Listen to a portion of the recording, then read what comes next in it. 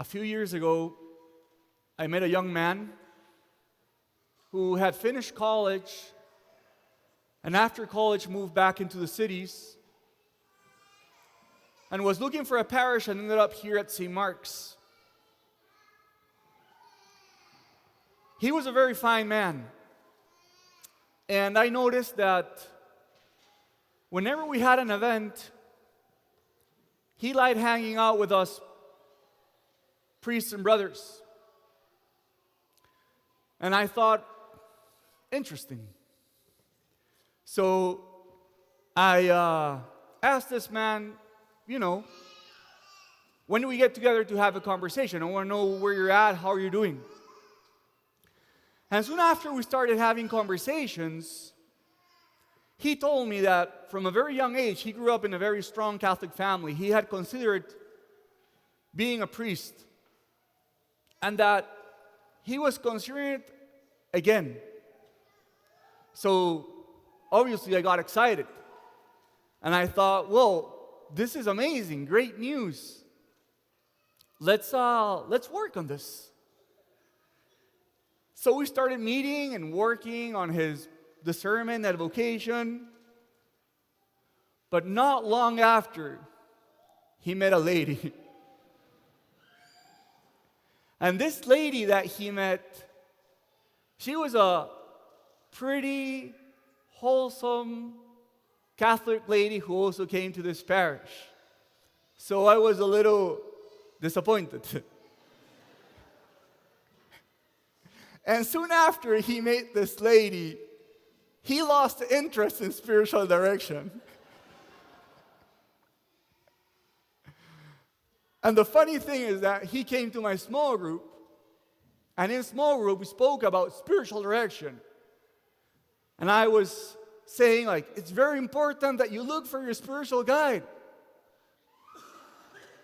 But he didn't take the bait.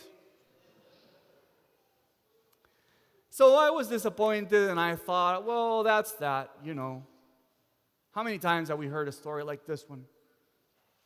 But one of the things that we had spoken about with him was about him coming to a mission trip. This was in the first stage when things were going really well. So he couldn't go the first year, but the second year, when he was dating this girl, he told me, you know what, Father, I gave you my word. I think I want to go to the mission trip. And I thought, we got the spot, sure, come along. But the first day of the mission trip, something happened. He came up to me and he said, Father, we've been praying before the Blessed Sacrament today in the mission trip. And I can't get out of my head the idea that I should be a priest. I can't get the idea out of my head. It's there. And I can't fight it off. I can't draw it away. And when I heard him say this, I thought to myself, don't get excited. He's dating a year, this girl. It would take a miracle for this man to break up with his girlfriend, leave his job, and pursue his vocation. My response was a response of healthy skepticism. And I told him very cool, let's talk at the end of the mission trip. Tell me if this nudge is still there.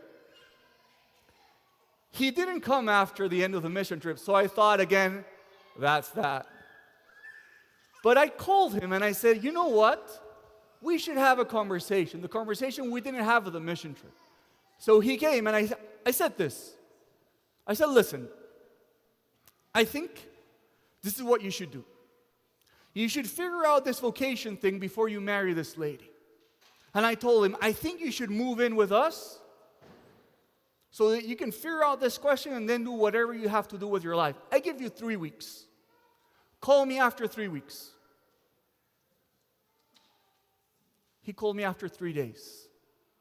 And he said, Father, I'm ready to move in with you.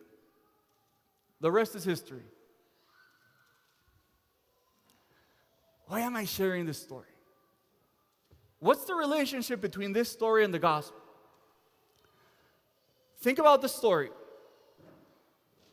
I got excited, and then I was disappointed. And then I saw some hope, but it seemed so amazing that I said, no way that's going to happen. But in the end, what happened? God had something amazing beyond my imagination. Now let me ask you a question. Isn't this exactly the experience of the disciples of Emmaus? Weren't they very excited at first? They met Jesus and they expressed their excitement in the gospel. They say, we thought he was going to be the one to redeem Israel. But then disappointment came because they said, he was killed by the high priest and it's 3 days that he's dead. And there was some hope, but skepticism. They say, some of the women went to the tomb, and they say the tomb was empty. But maybe it's just excitement for nothing. And then what happened? The breaking of the bread. And they recognize that it was Jesus, and they go running back to Jerusalem to express their excitement to the disciples, and the disciples there were also excited because Peter had also seen Jesus. Where am I leading with all this? To me, the experience of Emmaus is the experience of finding out that for God, nothing is too good. That even what seems for us way too amazing, for God, nothing is too good. And there's a line from chapter 3 of the letter of St. Paul to the Ephesians that fits perfectly with what I'm saying. St. Paul says in chapter 3 of the Ephesians, for God does immeasurably more than what we ask and what we imagine, with the power that he holds within each one of us, the believers. So let me ask you a question, brothers and sisters. When was the last time you had the experience where God did something for you beyond what you had asked for and imagined? When was the last time that you experienced a disappointment, but then God responded to your disappointment with something that was even better and beyond that what you asked and imagined? So I want to encourage you, join me today in this Mass. In the same way that Paul, in the letter to the Ephesians, is doing a doxology. You know what a doxology is? Glorification of God. I want to give you an encouragement. Join me today in Mass so that our prayerful experience in Mass today is telling God, you do things beyond our imagination and what we ask for. I praise you for the great things that you do before our imagination and what we ask for. And I want to give you a final encouragement.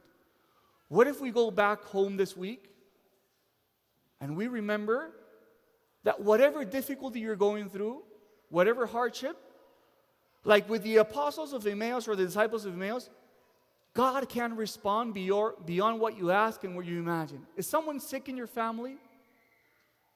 Is someone suffering in your family? Does it seem hopeless?